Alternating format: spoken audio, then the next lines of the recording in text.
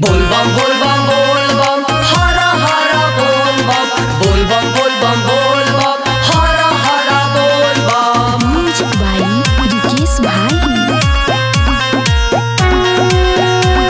बोली बोली देवघर वाले बाबा की।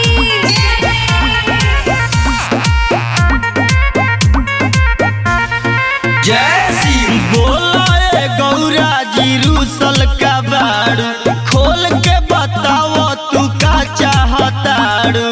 हर हर बोल बम हर हर बोल बम। बोला गौरा जी रूसल का बारू खोल के बताओ तू का चाहतारू। बोला न काहे तोहर लटकल बलोला हो लटकल बलोला। बोल बम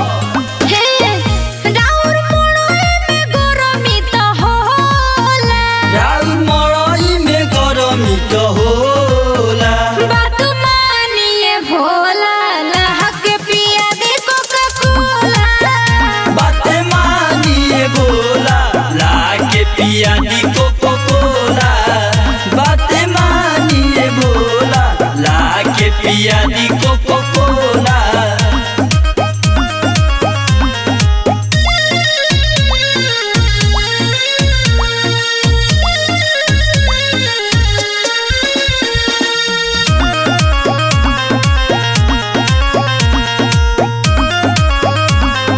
जय शिव करतानी सेवन जवान कली न गौरा गरमी भुलाई रहब नरम रौरा।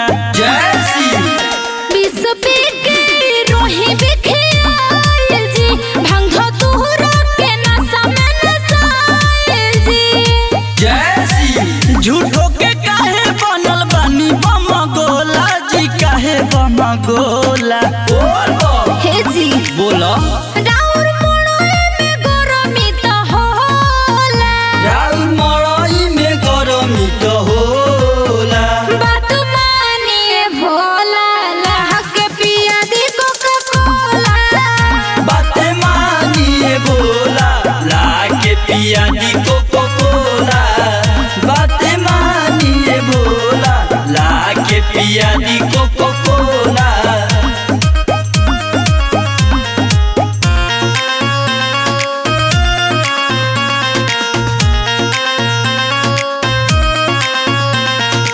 म्यूजिक बाय रिकेश भाई।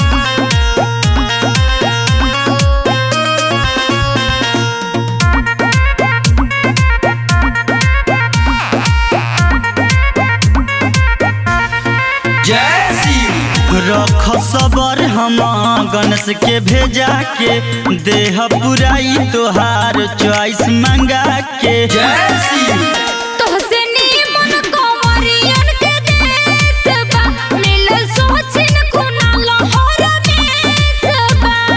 जय शिव ऊपर से तब तुझे भैनी रउआ सोला हो भैनी रउआ सोला।